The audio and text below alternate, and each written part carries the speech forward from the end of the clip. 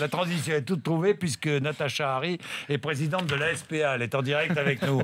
Natacha Harry, bonjour. Bonjour Jean-Jacques Bourdin. Écoutez, je trouve que c'est une excellente idée ce don pour la SPA. Nous sommes évidemment preneurs. Dites-moi, il n'y a pas eu d'abandon de chèvres, non, cet été, Natacha? Et je vais vous surprendre, mais si, nous recueillons aussi des chèvres. Oui, peut-être que je peux les proposer aux futurs propriétaires de l'OM. Oui, vous recueillez des chèvres naines?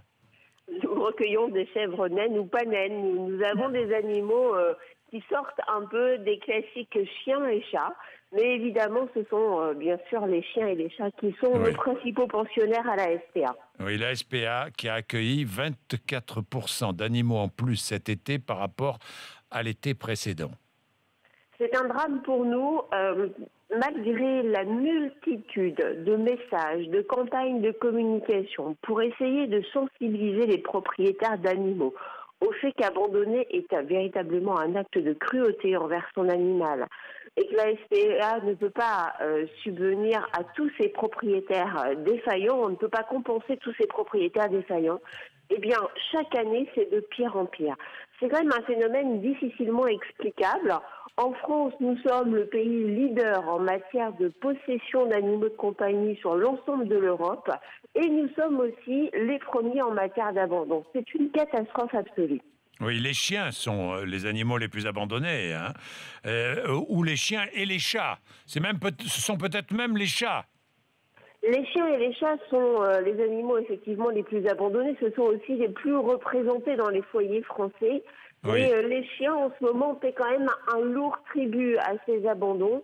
On note une augmentation des abandons de chiens, tout particulièrement cet été. Oui, une campagne d'adoption sera organisée du 30 septembre au 2 octobre et la SPA ouvrira les portes de ses 63 refuges.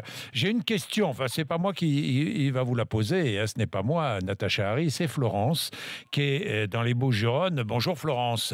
Bonjour. Vous avez une question? Bonjour à toute votre équipe et bonjour à Madame Harry.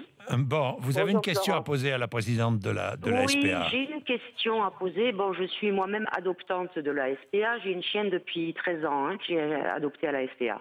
Oui. Je ne comprends pas pourquoi les gens qui abandonnent leurs chiens, qui sont pucés, qui sont tatoués, qui les abandonnent sur le bord de la route, ne sont pas poursuivis. Natacha Harry. Écoutez, nous faisons notre maximum pour poursuivre toute personne qui abandonne son animal dès l'instant que l'on peut remonter au propriétaire. Évidemment que ces propriétaires, nous les poursuivons systématiquement. Et la plupart du temps, on arrive à les faire condamner. Mais il y a aussi beaucoup de personnes qui aujourd'hui abandonnent de manière officielle, c'est-à-dire qu'ils viennent dans le refuge pour abandonner. Ceux-là ne sont pas condamnés. On recueille leur animal parce qu'on préfère qu'ils viennent chez nous plutôt que de laisser l'animal. Évidemment. Mais quand on abandonne un animal sur la voie publique, on est condamné à quoi, Natacha Harry? Eh bien, écoutez, on peut être condamné jusqu'à 2 ans de prison. C'est rarissime, ça n'arrive même jamais. Ça, c'est plutôt des condamnations que la justice utilise pour des cas de torture grave. Aujourd'hui, les condamnations, elles sont finalement assez minimes. On a dans la loi française les moyens de faire payer les maîtres qui abandonnent de manière extrêmement cruelle leur animal, mais on n'est pas toujours suivi par la justice, il faut bien le dire. Donc parfois, ils écopent d'une amende, mais ça ne fait pas suffisamment peur à un certain nombre de propriétaires. Et bien réfléchir, on ne le répétera jamais assez, bien réfléchir avant. Et puis venez, vraiment, je me permets de votre antenne, Jean-Jacques Bourdin, pour dire, mais venez dans nos refuges, adopter nos animaux. Heureusement, beaucoup de Français font ce geste de plus en plus et ils nous permettent de sauver beaucoup d'animaux.